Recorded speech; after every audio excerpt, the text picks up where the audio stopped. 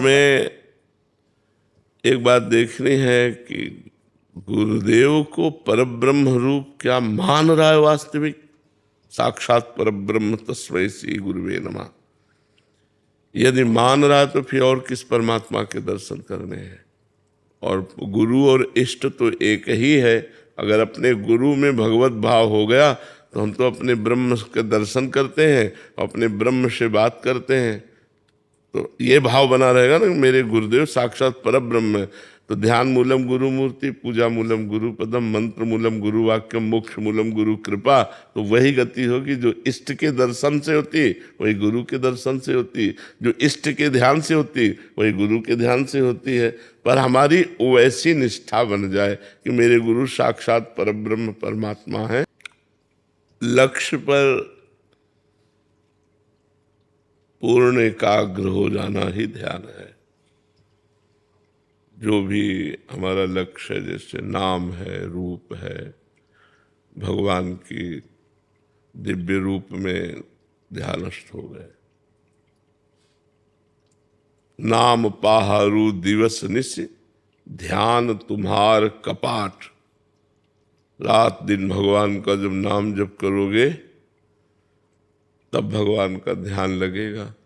पहले हृदय पवित्र हो, मन एकाग्र हो, तब भगवान के चिंतन में लक्ष्य पर दृढ़ स्थिति हो जाना, एकाग्र हो जाना ध्यान कहते हैं।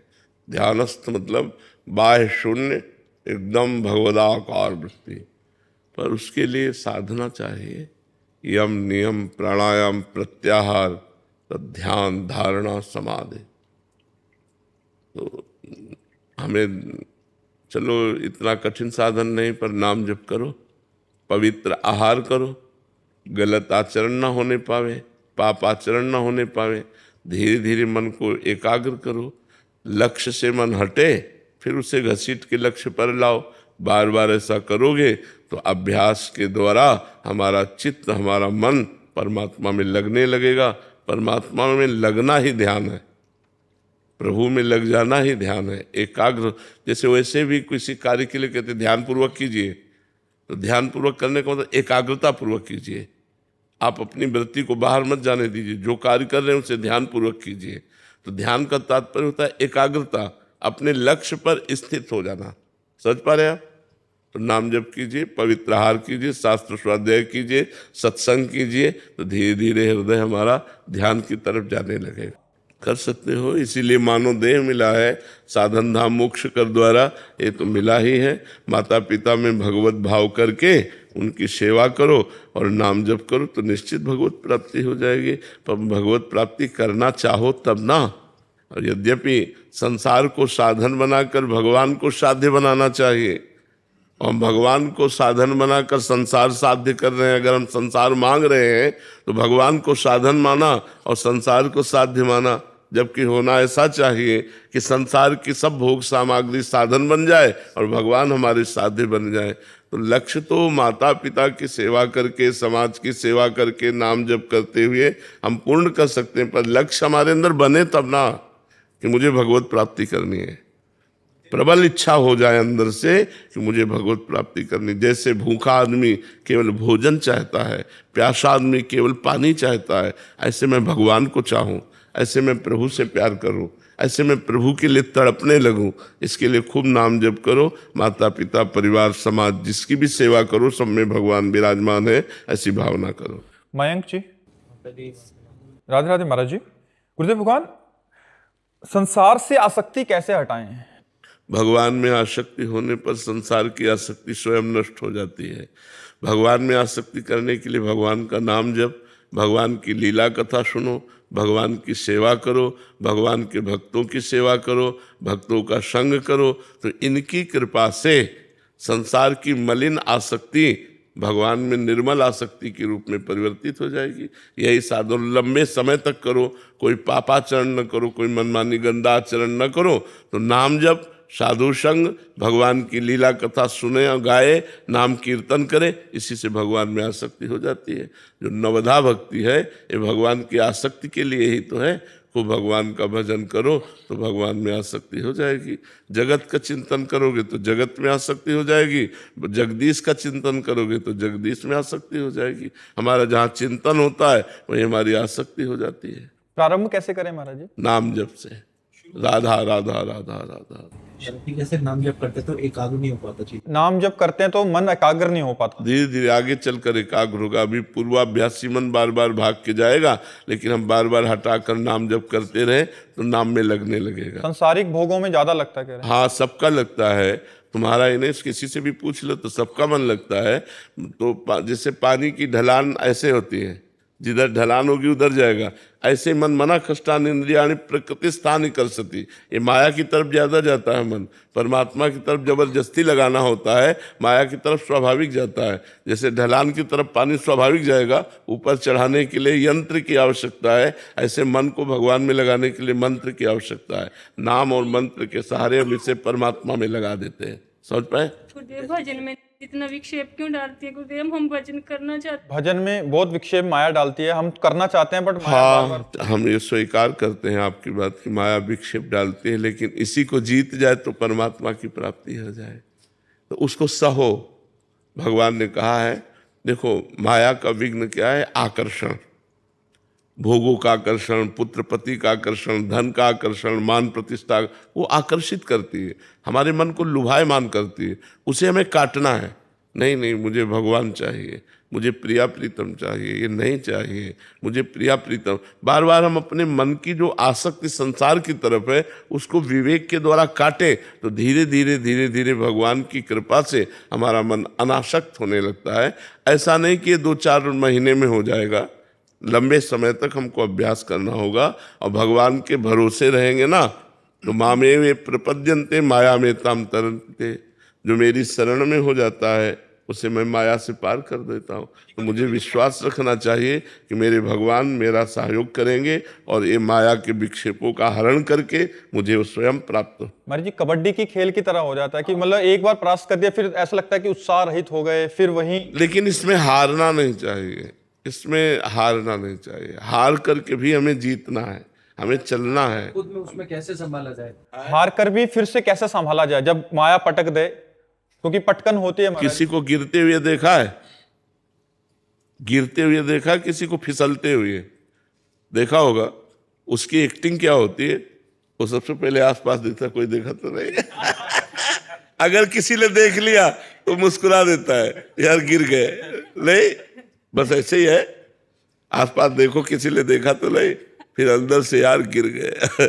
अब फिर हमें खड़ा होना है और चल देना है। वहीं गिरा नहीं पड़ा रहता कि यार गिर गए तो भी यहीं पड़े रहे, फिर झरिया दिया और फिर चल दिए। तो ऐसे ही माया हमको गिराती, काम क्रोध लोभ मोह मद मत्सर, ये उसके फिसलन है। किसी में फिसल गए तो यार मुस्कुरा दो, यार गिर गए, चूक हो गए, सॉरी, फिर आगे बढ़ो। ये तो वीरों का मार्ग है। ऐसा थोड़ी कि गिर गए तो निराश हो गए, उत्साह हो हीन हो गए, ऐसा नहीं। गिर गए तो फिर खड़े हो, फिर दौड़ लगाओ, फिर अपनी मंजिल को प्राप्त करो। बिना लक्ष्य प्राप्त किए हमारे कदम रुकने नहीं चाहिए। भले गिरना कोई आश्चर्य की बात नहीं, लेकिन गिरकर पड़े रहना ये आश्चर्य की बात है। अपने लक्ष्य तक न पहुंच पाना, अपने गोल तक न पहुंच पाना, ये कायरता है। गिर गए ठीक है, लेकिन हम फिर दौड़ लगाते हैं। हमारा गिर जाना स्वाभाविक है, क्योंकि शिव विरंची का मोह है। बड़े बड़े ईश्वर कोटि के महापुरुषों को मोहित करने की सामर्थ्य माया रखती है। शिव विरंची का मोह है को है बपुराण, अस जिए जान भजी मायापति भगवान। तो हम तो जीव हैं, ये ईश्वर कोटि के जनों को भी माया लुभायमान कर लेती है। इसलिए हमको निराश नहीं होना, उदास नहीं होना, हताश नहीं होना, आगे बढ़ते ही जाना चाहिए। अंकिता जी कर्नाटक से। राधे राधे महाराज जी। महाराज जी, यदि हम किसी कर्म का फल शरणागति भाव से स्वीकार करते हैं तो उसके बाद मन में कई बार ये प्रश्न उठता है कि शायद इससे मैं और ज्यादा अच्छा कर सकती थी, अपना कर्तव्य पूर्ण रूप से करने से चूक गए। महाराज जी, शरणागति में ऐसा भाव आना चाहिए क्या महाराज जी, कि और अच्छे से हो जाता? हम उसको स्वीकार नहीं कर पाते उस समय कि ये जो किया प्रभु ने। तो ठीक है, अगली बार से और अच्छा कर लीजिएगा। और अगर शरणागत का भाव पूछिए तो प्रभु ने जैसा कराया वैसा हो गया, अब आगे जैसा कराएंगे वैसा हो जाएगा। मैं और अच्छा कर सकती हूँ, ये अहम की बात है, लेकिन प्रभु इससे अच्छा भी करा सकते हैं, ये शरणागत की बात है। अगर शरणागत हो तो हर बात में प्रभु को लाओ। प्रभु को जैसा कराना था वैसा करा दिया, आगे जैसा कराना होगा वैसा करा लेंगे। ये शरणागत की भाषा है। और अहंकार की भाषा है कि ये क्या, मैं इससे अच्छा भी कर सकती थी, अच्छा करूँगी। ये संसारिक पुरुष की भाषा है, लेकिन वो शरणागत की भाषा है। यदि भगवान की शरण में हो तो जैसा उन्होंने कराया, अब आगे और अच्छा कराना चाहेंगे वो करवा लेंगे। उनके भरोसे रहकर नाम जप कीजिए और अच्छे कर्म कीजिए। आशा कुमारी जी। श्री हरिवंश महाराज जी। महाराज जी, हमें अपने चिंतन में ये रखना चाहिए कि शरीर त्यागने के बाद हमें वैकुंठ वास मिले या ब्रजवास मिले। वैसे हमें इन दोनों बातों का चिंतन नहीं करना चाहिए। हमें वर्तमान में चिंतन करना चाहिए कि हम 1 मिनट भी चिंतन न छोड़ें, राधा राधा राधा राधा। परिणाम भगवान के हाथ छोड़ दें कि वो वैकुंठवास देंगे या ब्रजवास देंगे या फिर मुझे मृत्यु लोक में भेजेंगे, ये उनके ऊपर छोड़ देते हैं। कर्मण्येवाधिकारस्ते मा फलेषु कदाचन। फल उनके ऊपर छोड़ देते हैं कि वो हमें वैकुंठ देते हैं, कि गोलोक देते हैं, कि ब्रजधाम देते हैं, या साकेत धाम देते हैं, या कैलाश देते हैं, ये उनके ऊपर छोड़ देते हैं। हमारा कार्य है अनन्यस चिंतयन्तो माम। मेरा कार्य भगवान का निरंतर चिंतन करना। तो हम अपना पूरा प्रयास वर्तमान में निरंतर चिंतन करने में लगाएं, परिणाम को छोड़ देते हैं। परिणाम भगवान जैसा दे वैसा ले लेंगे। हमें वर्तमान का चिंतन करना चाहिए। वर्तमान में राधा राधा राधा हम भूले ना, ऐसा हमें विचार करना चाहिए। समझ पा रहे हैं आप? महाराज जी, क्या भक्त के हृदय में ऐसी आकांक्षा तो होती है कि वो अपने प्रभु का सानिध्य जहां देखो, जब पूर्ण शरणागति हो जाती है तो कोई आकांक्षा नहीं रहती। नरक में रखो, स्वर्ग में रखो, वैकुंठ में रखो, तुम्हारी गरज हो जहां रखो। यत्र यत्र मम जन्म कर्म भी नारके परमे पदे थवा राधिका रत निकुंज मंडली तत्र तत्र हृदय में विराजताम। ये हरिवंश महाप्रभु कह रहे हैं। यत्र यत्र मम जन्म कर्म भी, मेरा कर्म के अनुसार जन्म हो, चाहे नरक भेजो, चाहे वैकुंठ भेजो, चाहे परम पद भेजो, मुझे इसकी कोई चाह नहीं। चाह एक है, आप मेरे हृदय से कभी विस्मृत न हो। हे लाडलीजू, आप अपने परिकर के सहित मेरे हृदय में स्फुरित होती रहो। फिर मुझे नरक भेजो, वैकुंठ भेजो, इससे मैं कुछ। महाराज जी, यही बात भगवत रसिक जी भी आप हाँ, नरक स्वर्ग पवर्ग आस नहीं त्रास है, जा राखो ता रहो मान सुख दास से। ये जब उच्च कोटि की शरणागति हो जाती है तो दर्शन दो, ये भी बात नहीं रहती। वो भजन में इतना आनंद में डूबा रहता है कि भगवान खुद उसका पिंड नहीं छोड़ते, तो वो दर्शन की भी मांग नहीं करता। उसके नेत्रों में पी मूर्ति नयनन बसे ते ही रस रहाय समाए, ये लक्षण सुन प्रेम के और न कुछ सुहाए। सब कुछ उसे प्राप्त हो जाता है, वो चाहे क्या, मांगे क्या। अब जो सिद्ध भक्त होते हैं, भगवान मान लो पूछ भी लिए कि आपको क्या चाहिए, तो भगवान से पूछते हैं कि आप बताओ आपको क्या चाहिए। आपको क्या चाहिए, क्या सेवा करूं, मुझे आपसे कुछ नहीं चाहिए। वो इतना तृप्त कर देते हैं अपने जन को कि लोक परलोक की कोई चाह नहीं रह जाती। जहां जैसे रखो तुम्हारी मौज प्यारे, मैं आप कहूँ जोई जोई प्यारो करे कोई मोहि भावे। अनु जी ऑस्ट्रेलिया से। राधे राधे महाराज जी।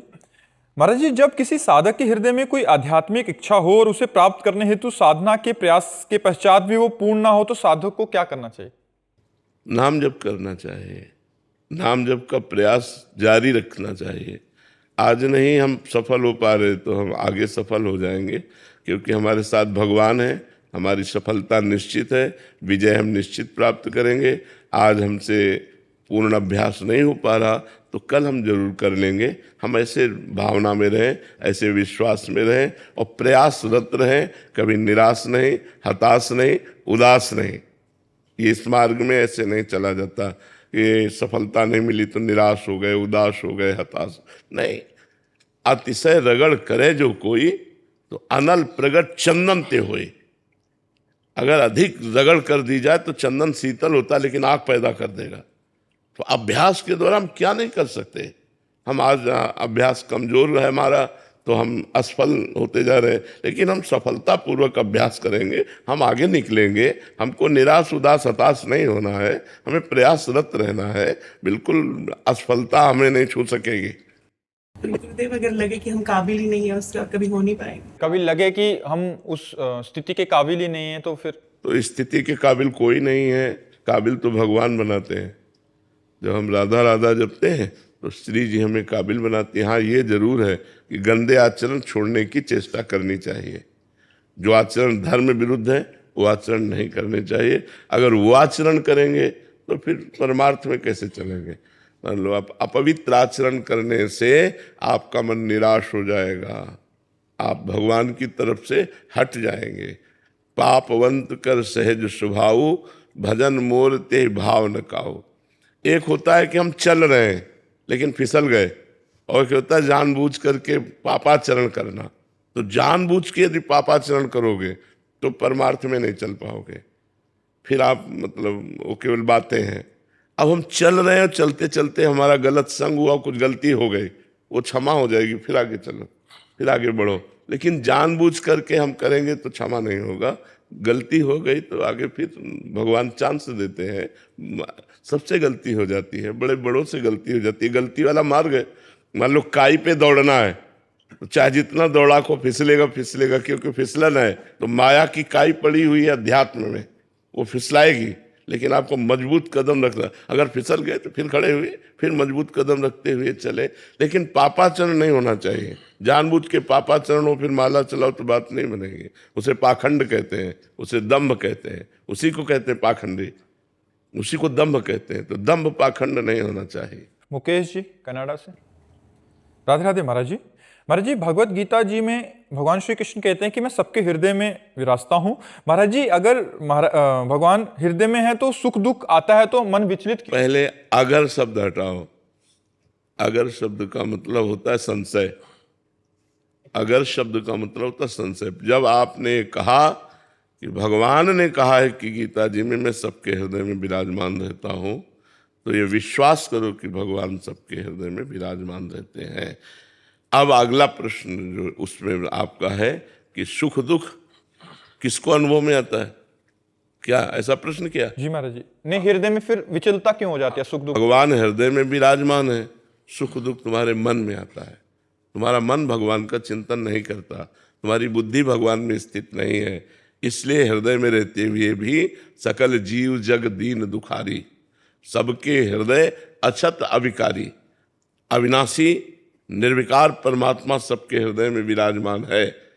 लेकिन सब जीव दीन और दुखी है। क्यों? तहां वेद अस कारण राखा, भजन प्रभाव संत श्रुति वाका। वेद और संत जन कहते हैं भजन, भजन ना होने के कारण हृदय में भी भगवान के विराजमान होने पर भी हम दुख सुख में लिप्त हो जाते हैं, हम पाप में लिप्त हो जाते हैं, हम जन्म मरण को प्राप्त होते हैं। इसलिए भगवान ने गीता जी में ही कहा, मय्येव मन आधत्स्व मयि बुद्धि निवेश है, निविशस्यसि मय्येव अत ऊर्ध्वम न संशया। मेरे में ही मन लगा दे, मेरे में ही बुद्धि लगा दे, तो मेरे में ही निवास करेगा, इसमें कोई संशय नहीं। तो जरूरत है मन बुद्धि को भगवान में लगाने की। भगवान तो हृदय में क्या, रोम रोम में कण कण में विराजमान है। भगवान के सिवा कोई सत्ता ही नहीं है। पर हमारे अंदर भगवान का चिंतन कहाँ हो रहा है? हमारे अंदर संसार का चिंतन हो रहा है, भोगों का चिंतन हो रहा है, रुपया का चिंतन हो रहा है, व्यक्तियों का चिंतन हो रहा है। तो जो चिंतन होता है वही स्थिति मानी जाती है। अगर भगवान का चिंतन हो तो स्थिति भगवान में। भगवान अविनाशी आनंद में, तो अविनाशी आनंद में भाव तुम्हारे अंदर रहेगा। और संसार विनाशी दुख सुख में, तो वही संसार का है। तो आप अपना चिंतन संभालिए, आप भगवान का चिंतन कीजिए, भगवान का अनुभव आपको होने लगेगा तो आनंद में हो जाएंगे। दुख सुख संसार, आनंद भगवान। तो आनंद स्वरूप भगवान का चिंतन कीजिए। आशुतोष शुक्ला जी। राधे राधे महाराज जी। महाराज जी, क्या केवल मंदिर जाना ही काफी है या प्रभु के चरणों में पूर्ण समर्पण के लिए? मन आए तो मंदिर चले जाओ, ना मन आए तो कोई बात नहीं, लेकिन चिंतन करो भगवान का। गलत आचरणों का त्याग करो। मंदिर जाते हो पाप करते हो, मंदिर जाते हो और पाप करते हो। मंदिर जाते हो चोरी हिंसा नशा व्यभिचार करते हो, गंदी बातें करते हो, क्या फायदा? कुछ नहीं होगा, नरक जाओगे, कुछ नहीं होगा। राधा राधा राधा राधा, कोई गलत आचरण नहीं किया, परोपकार किया, आपकी अच्छी सदगति होगी। ये भी तो मंदिर है। अभी आपने जैसे बताया हृदय देश में भगवान सबके विराजमान, तो ये भी तो मंदिर है। मंदिर में भगवान विराजमान है कि नहीं? तो इस मंदिर में भगवान विराजमान है, इतने नजदीक, इतने नजदीक कि इससे ज्यादा और कोई नजदीक हो ही नहीं सकता, हमारे हृदय में विराजमान है। जब इनसे परिचय नहीं तो बाहर वाले मंदिर में जो भगवान विराजमान है उनसे कैसे परिचय होगा। चिंतन, भगवान कहते हैं अनन्य चेता सत्यम यो माम स्मृति नित्य सा। अनन्य चित्त होकर भगवान का चिंतन करो, खूब नाम जप करो, मन आवे मंदिर चले जाओ, 4 परिक्रमा लगाई, दर्शन किया, प्रणाम किया, अच्छी भावना है। अब जिसकी रुचि नहीं है मंदिर जाने की तो मत जाओ, लेकिन आपका कल्याण भगवान के नाम जप करने से होगा। मंदिर जा रहे हो, गंदी बातें देख रहे हो, माता बहनों की तरफ गंदी दृष्टि है, दोस्त दर्शन कर रहे हो, तो मंदिर के दर्शन कर रहे हो ठाकुर जी के कि दोस्त दर्शन कर रहे हो, श्री जी के दर्शन कर रहे हो या व्यवहार का दर्शन कर रहे हो। तो खास बात है आपका चिंतन क्या है। आपका चिंतन सही तो सबके हृदय रूप ये मंदिर है, चलते फिरते मंदिर जिनमें सबके हृदय में भगवान वास करते हैं। तो हम इनमें दर्शन कर रहे हैं तो मंदिरे के तो दर्शन कर रहे हैं, और अगर इनमें दर्शन नहीं तो वहां दर्शन क्या। बात हमें संभालनी है, अपने हृदय की बात संभालनी। हमारा चिंतन ठीक होना चाहिए, हमारा नाम जब चक्क चलना चाहिए। अब मंदिर में बैठे हो तो बढ़िया बात है, और स्मशान में बैठे हो तो बढ़िया बात है। नाम जब चल रहा है, भगवत चिंतन चल रहा है, तो जहाँ हो मंदिर ही में हो। और भगवान का चिंतन नहीं चला, गलत चिंतन, तो मंदिर में भी जाकर गलत चिंतन नहीं करोगे, लाभ तो नहीं ले पाओगे। तो हम ये जरूरी नहीं है कि आप मंदिर जाओ, हम ऐसा नहीं कहते। तुम्हारी रुचि है तो मंदिर जाओ, तुम्हारी रुचि नहीं है, तुम्हारे पास भाव नहीं है, तो आप नाम जप करो, आपका काम हो जाएगा। भगवान हृदय मंदिर में सबके विराजमान है, वहीं प्रकाशित हो जाएंगे। महाराज जी, कुछों का ऐसे भाव है, इससे विपरीत घर में तो मन लगता नहीं है कि 5-10 मिनट के लिए अगर मंदिर गए तो कम से कम उतना समय तो साथ। बहुत अच्छी बात है, बहुत अच्छी बात है, जाना चाहिए। हमारी बात समझिए, हम निषेध नहीं कहते, हमने कहा यदि आपका भाव नहीं बैठता, आपकी रुचि नहीं बैठती, आप मत जाइए। आप घर में चिंतन कीजिए, भगवान का काम काज करते हुए चिंतन कीजिए। यदि आपको समय मिलता है तो जाइए, दर्शन कीजिए, 4 परिक्रमा कीजिए, 10 मिनट 1 घंटा बैठिए, उनके सामने बैठकर जप कीजिए, बढ़िया बात है।